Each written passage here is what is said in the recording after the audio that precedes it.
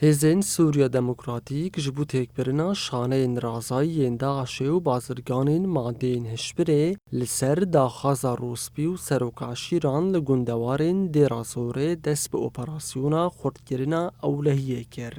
Li gorî fermandarên Qesedê operasyon bi awayekî serkeftî birêve diçe û bi dehan çeteyên Daişê û kesên têkder hatine girtin. Welatiyên bajarê Qamişlo jî piştevaniya operasyona xurtkirina ewlehiyê dikin û dibêjin heta dawiyê ew ê li pişta Qesedê bin.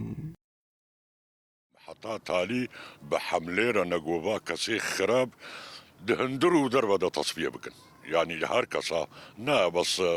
حملة قصدي حملة دهندرو دجي تشيبن هالبرجي او حملة تشيبن هم بري فسادي وهم بري هم تشتي خراب وهم قصديرنا حطاب تالي حطاب زاروكي مدنا با قصديرنا اس حاضر مش قصديره جوزراج سلاح واس قصديره يعني حرم شر دجي كسي خراب و ايغو كيري مناين يعني دستکی پیشیدم دستکی دادن قصدی سر و چته و تخریبی دکن و وی کاری نباش دکن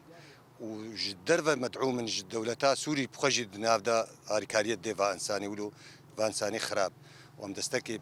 دنیا دا و مشتریا خود دنیا دا جفر حتی بود رو ام خوینا خجد بردت حمله که راسته و درسته جو حمله ولو پیچه نبی خرابی دوی حمله که ولو چه بیش بوجو سيطرتي سر بکن جو حمله دست پی نکی و خرابی دوی حمله دست پی بکی شبو واچتا بگری اون دستکی دگرن دنیا دا Herwiha welatiyên Qamişlo diyar dikin ku şervanên Hêzên Sûriya Demokratîk bi tevahî hêza xwe aramî û ewlehiya herêmê diparêzin. او حمله گوچه بو براستی حمله کا اساسی بو گو او کسی نباش او کسی گو دشمنی با گریدایی و تصفیه بکن و امجی بوارنا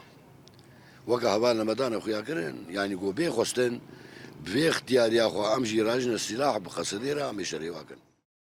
Navenda ragihandinê ya Qesedê ragihand bû ku hêzên ser bi hikûmeta Şamê ve dixwazin tevliheviyan derbixin û çekan derbasî herêmê dikin da ku operasyonê asteng bikin.